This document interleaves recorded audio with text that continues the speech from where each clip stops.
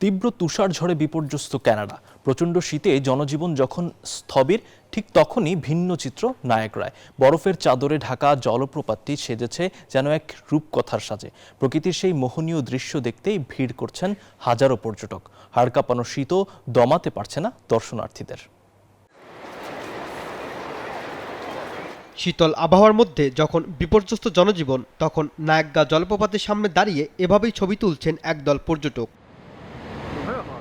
তীব্র তুষারপাত নায়াগ্রার সৌন্দর্যকে বাড়িয়ে তুলেছে বহুগুণে। সাদা তুষারে ঢাকা গাছপালা, জলপ্রপাতের উপর জমে থাকা বরফ আর নদীতে ভাসমান বরফের টুকরোগুলো পর্যটকদের করে তুলেছে মনোমুগ্ধ। নায়াগ্রা জলপ্রপাতের সামনে দাঁড়িয়ে সম্পর্কে 10 বছর উদযাপন করছেন লরা ও এরোকো দম্পতি। এখানের সৌন্দর্য সত্যিই অসাধারণ। সব জায়গায় জমে থাকা বরফ দেখতে দারুণ লাগছে, তাই আমাদের দীর্ঘদিনের সম্পর্ক পালন করতে এখানে চলে এসেছি। পদ্মা সেতু, মেট্রো রেল এবং এলিভেটেড এক্সপ্রেসওয়ে নির্মাণের গর্বিত অংশীদার বসুন্ধরা সিমেন্ট। স্থানীয় পর্যটকের পাশাপাশি নায়াগ্রা জলপ্রপাতের সৌন্দর্য উপভোগ করতে এসেছেন বিশ্বের অন্য সব দেশের পর্যটকেরাও। আমরা মেক্সিকান।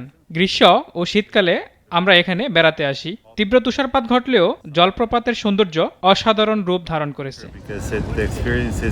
তীব্র তুষারপাত ও শীতল আবহাওয়া দমাতে পারেনি প্রকৃতিপ্রেমীদের, তাই বরফে ঢাকা নায়াগ্রা জলপ্রপাত দেখতে প্রতিনিয়ত ভিড় জমাচ্ছেন পর্যটকেরা।